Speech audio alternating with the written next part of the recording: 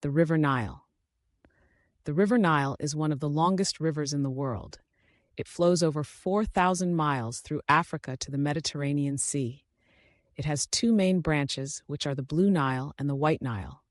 The White Nile can be traced back through Lake Victoria, and the Blue Nile begins at Lake Tana in Ethiopia. Egypt is more than 90% desert, and much of the country is very hot and dry. The temperatures can reach over 40 degrees Celsius in the summer. Strong winds blowing across the desert cause sandstorms which can last for days. The highlands in Ethiopia, on the other hand, experience very heavy rainfall from June to September.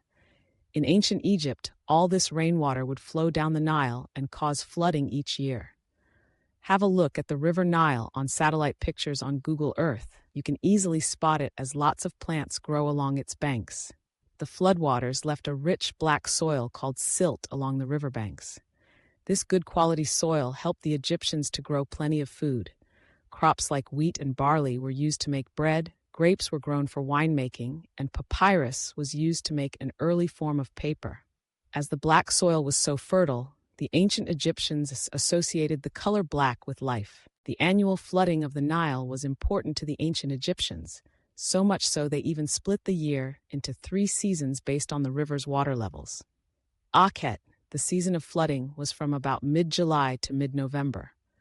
Peret, from roughly mid-November to mid-March, was the main growing season, and Shemu was from around mid-March to mid-July. This was when the water level was lowest and the crops were harvested. To get water from the Nile into their fields, farmers dig canals and built shadufs. These were long poles with a bucket roped to one end and a weight at the other.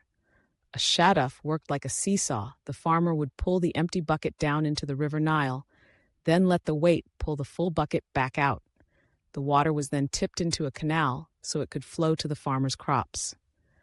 As well as fish to eat, the River Nile was home to many different animals, such as hippos and crocodiles, which the Egyptians respected as gods of the river. The ibis, a type of bird, was also sacred to the Egyptians and was associated with Thoth, the god of wisdom and writing. The River Nile was very important to the ancient Egyptians. It allowed them to live in an extremely hot and dry climate all year round. Thanks to the river's annual floods, there was plenty of high-quality farmland where they could grow lots of food every year.